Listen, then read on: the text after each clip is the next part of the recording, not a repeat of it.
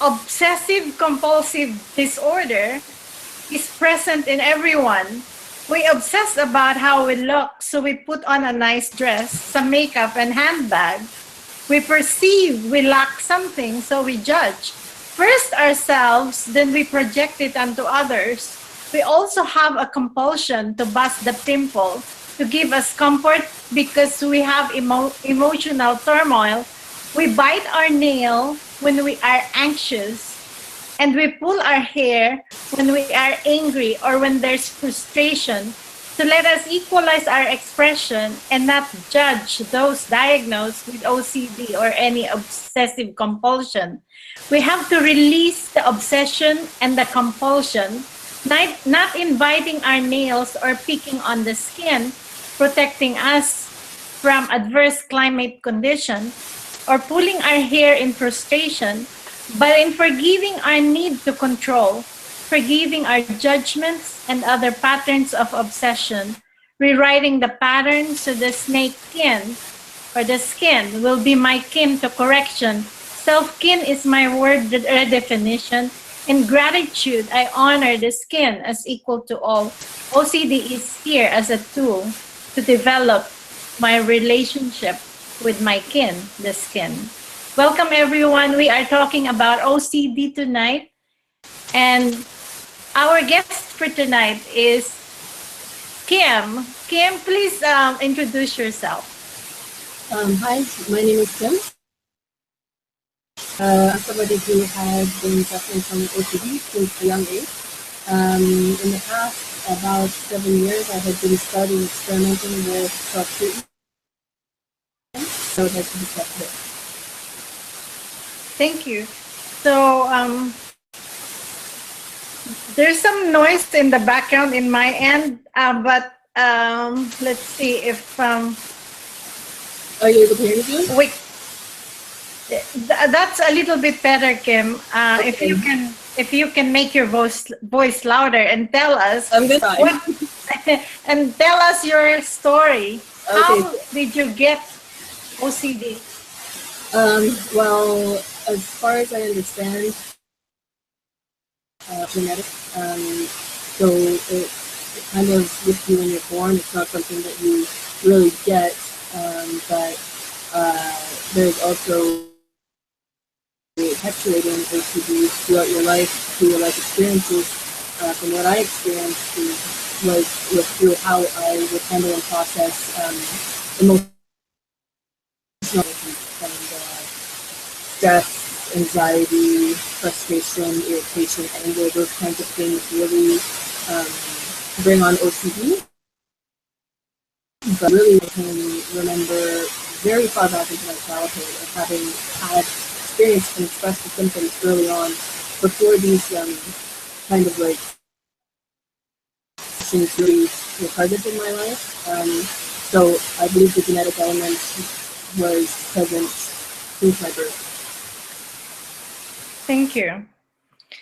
I really think that we all have OCD because I have obsessions too. Like, when you go see yourself in the mirror, you kind of look at your imperfections, especially now that there's wrinkles there, and you kind of put some makeup, and So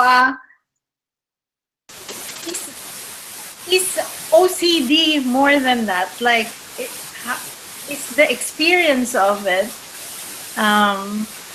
like bigger than that. Yes, because I mean you're talking about the skin, which is one form of OCD, which is called dermatillomania, which is compulsive skin condition. Some of what I have in terms of OCD is my most common symptom, but there's all sorts of different kinds of OCD. It's basically repetitive behavior that you can't see. A compulsion that's obsessive. The OCD, obsessive compulsive disorder title, really explains it all. But not only, I mean, I can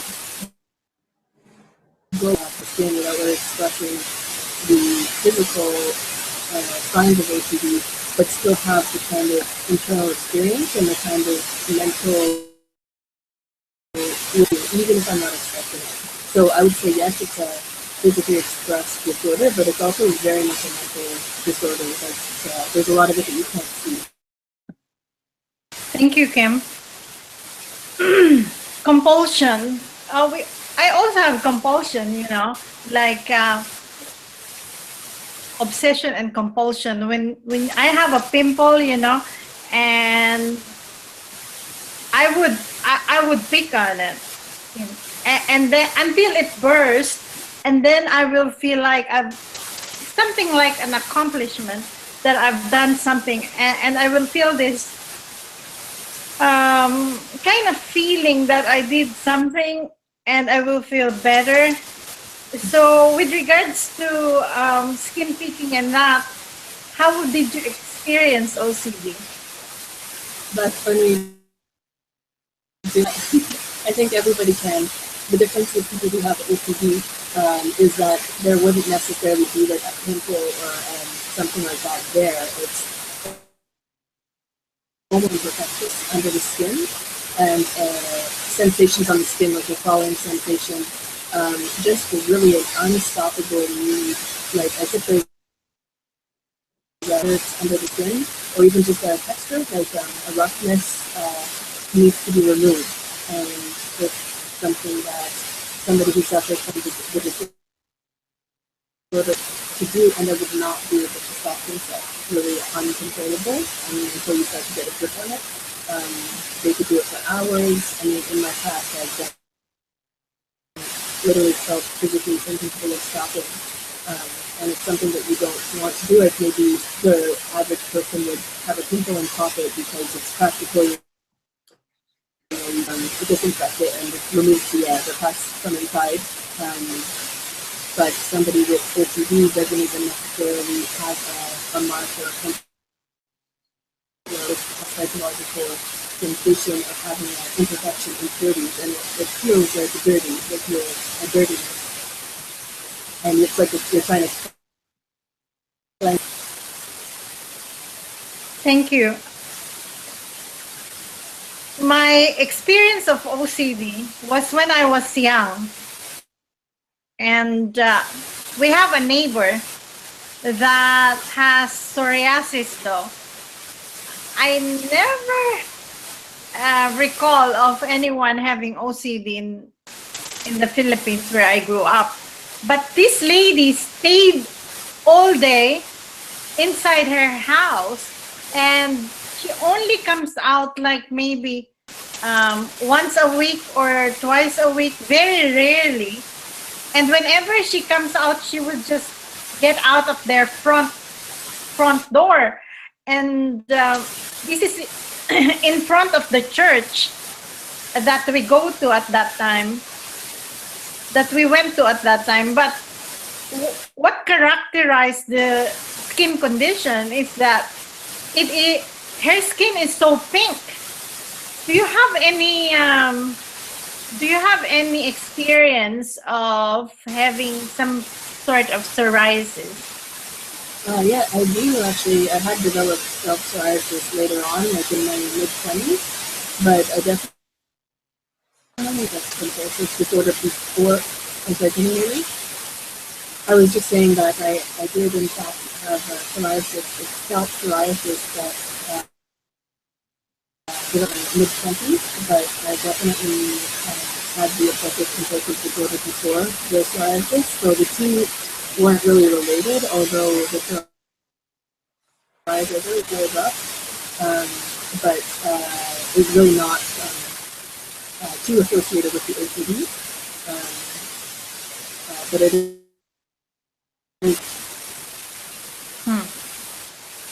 Thank you.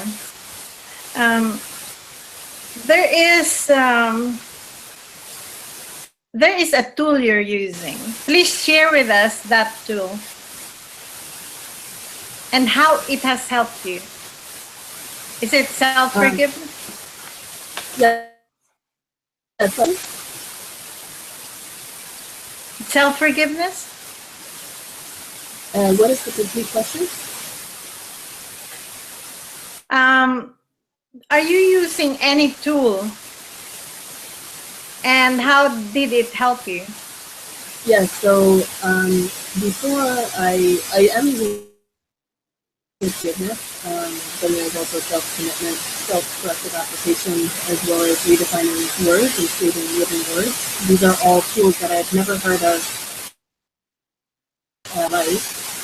So before I heard of these tools, I would try holistic meditations, food, just sheer willpower, but I never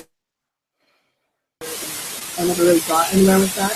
So I actually discovered these tools on the internet, and it wasn't even in relation to OCD that when I did find these tools, I ended up applying them for myself in order to assist and support myself to walk through, basically face and walk through the so self-forgiveness, for example, the having OCD is a lot of emotional turmoil, a lot of discomfort inside, and the tool of self-forgiveness. I mean, this emotional turmoil, this discomfort, what you realize through another tool, which is called self-responsibility, is that you're actually just create this internal experience, which is in no way a form of blame or something to feel guilty about. It's really more of an empowering situation, because if you acknowledge that you are responsible, then that also. Kim, you froze for a moment right there. So Kim will be back with us very soon. And what I can see here is that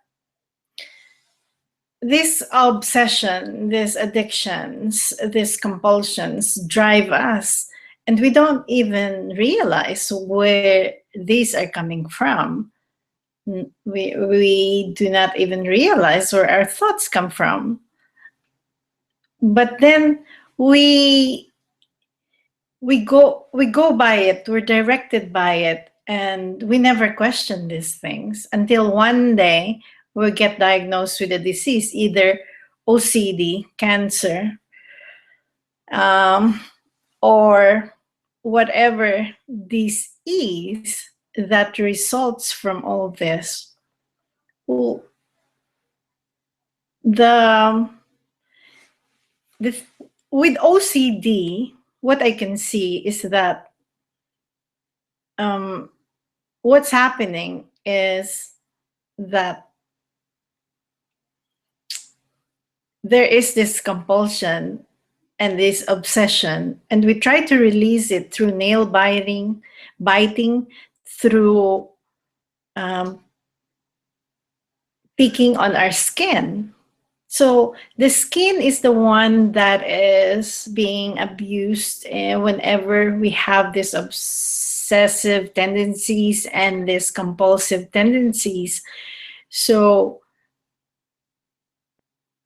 it is not something that we can blame this, we can blame the mind for or the disease for it, because we as the being is here. I mean, we are the ones that can direct whatever it is. Hello? Hey, Kim, you're back. I'm sorry. I think I've been disconnected. So, share with us your definition of the word skin.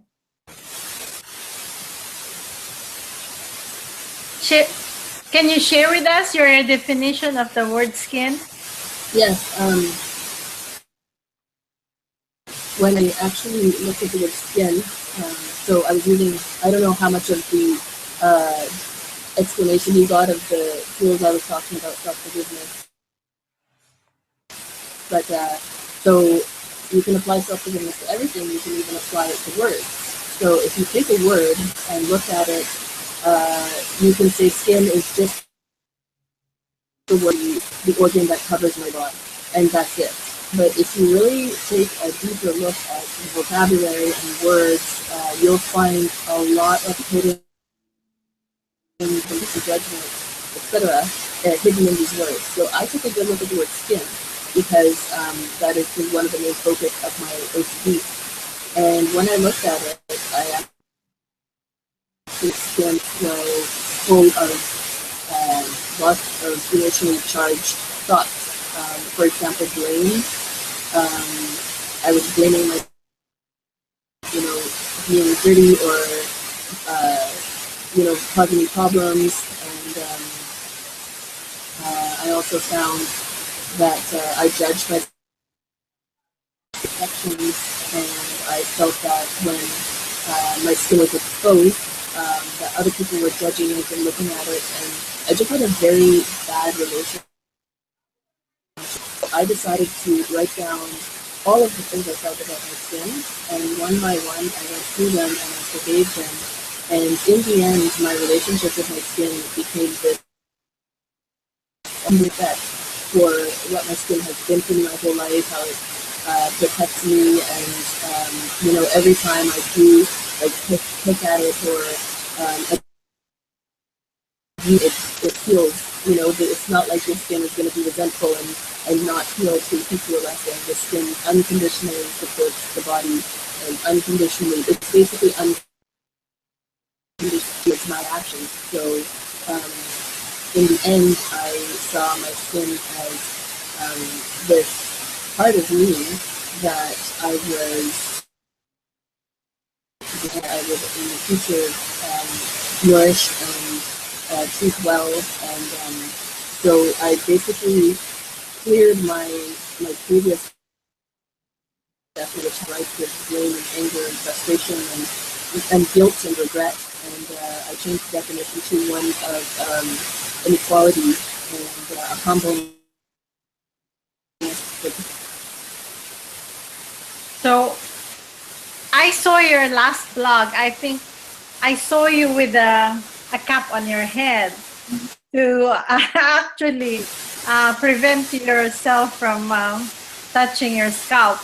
Tell us of what you're doing right now in terms of stopping yourself from scratching and stuff like that. That is commonsensical, that everyone who's got OCD can actually do to be able to, for a moment, deal with the disease and give themselves a chance to kind of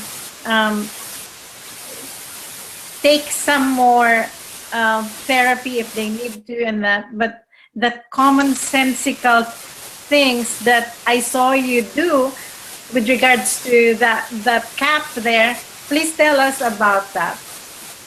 Okay, yeah.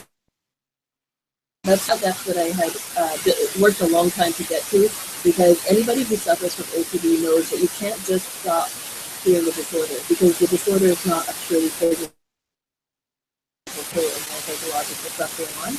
I've spent years dealing with stress release, self-judgment, self-acceptance, a lot of the internal reality I have created. And so these practical steps that I'm taking, which I posted in my last blog, is actually steps that I'm taking after having and kind of done a lot of self-introspection. And so another word, just like I had explored the word skin, I explored the word home. I realized that I always create a very chaotic home environment. There's a lack of control, which I'm slowly, step by step, taking back.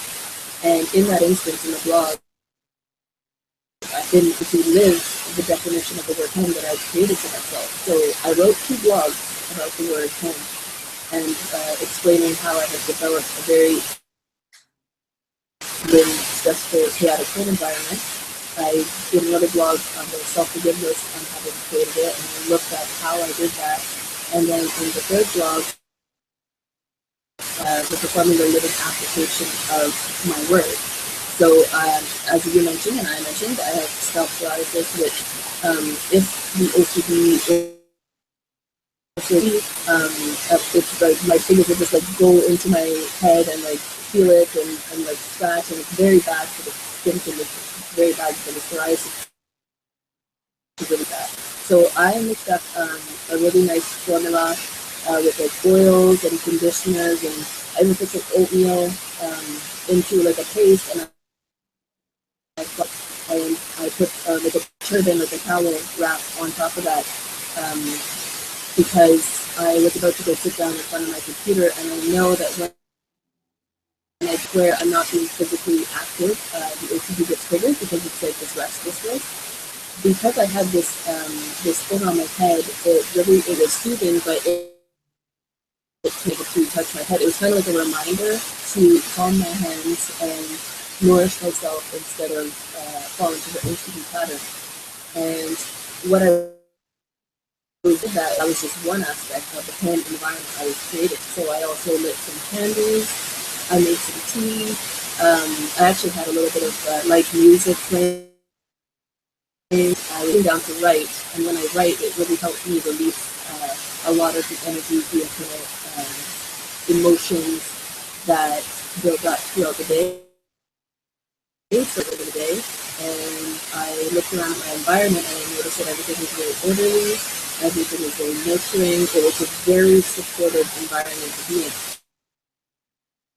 That I had created that, and that it wasn't a chaotic and stressful environment that I'm used to, which is the type of environment I not live in. That's the type of environment that's more of a consequential environment. Whereas the environment I created for myself that night was creation. It was my creation in awareness. And that's the type of environment I would like to continue to create for myself. That's, for me, how I'm going to live the word environment of support, an environment of self-nurturing and self-support. How long have you been blogging, and how does blogging and writing help you? I've been blogging for, I think, about 5 to 7 years. I don't remember exactly to my blog and look at the date to see what the exact dates are at. But I believe it's between 5 and 7 years where I've been blogging. In and out of consistency, it's not a professional to do, but it has been absolutely one of the most supportive things I've ever done. It's not a blog where you're just ranting and raving, complaining. It's not kidding or angry. It's a very structured blog where I actually script out solutions for myself for my disorder and see what are the triggers, what are the causes, what are the thoughts, and look into those and forgive them, which really has this releasing effect where you can really let it go, and it creates like a blank slate so you can re-script yourself. So to one of my blogs so that you can see an example of what I'm talking about. But when you have a script for yourself where you know that and you've scripted it out where you've given yourself the tools in the form of steps to take when you encounter the situation again. So it's almost like writing yourself a blueprint, because when you live with OCD, you only know one way. When I feel anxious or stressed out, I scratch at myself or whatever your OCD is.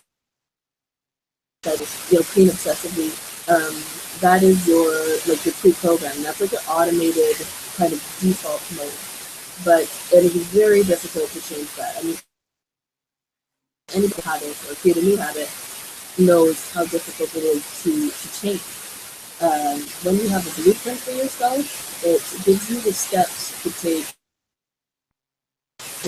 when every other time you would have done something one way, whereas now you're trying to change and do something another way. The least you can do for yourself is to have live in the definition of the word home, as you saw, like I set up a supportive environment for myself. That's something I had written out first. It's not something I would have necessarily in such detail of awareness as had I not written it out and known exactly why I was placing every element there. But also, I mean, the other situations that I've written about, like talking in front of a group or even hanging out with friends where there would have been anxiety triggers, I did forgiveness and script it out to myself how I can keep my composure and how I can breathe through the reactions and just really express myself without the instead of living in this kind of social anxiety, judgment, and fear state of mind. Well, what is self-forgiveness to you? Well, to me, self-forgiveness, I mean, on its own, it's not something that is just used alone. You also have to have the self-forgiveness, the self-commitment. The forgiveness, basically, to me, it's a deprogramming tool. I know it sounds funny, but if you think about it, a habit is basically a programmed automated behavior, and it's a default mode, like I was describing before. For me, self-forgiveness is a tool that it helps you with that automation to see really the cause, because everything you do, it has like a starting point of a thought or a reaction or some trigger.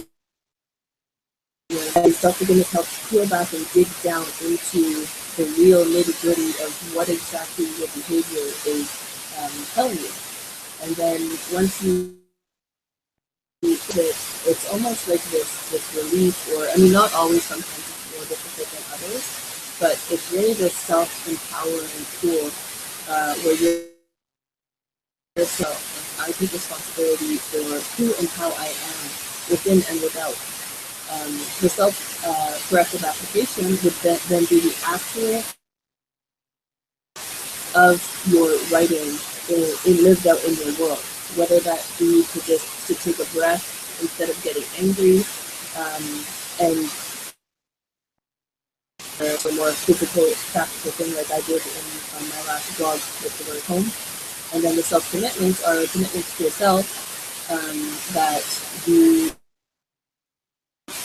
will write down to remind yourself of what your aim is, what your goals are, what your path is, and why, and then the goal would be to then live up. You have a blog, and we have the link below this video.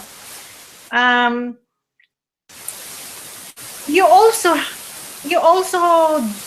did an interview that is talking about what caused this OCD and stuff like that, which we also attach at the link at the description box of the video. Did that interview assist you, and how did it assist you? Well, it was I'm applying this kind of self-supportive writing.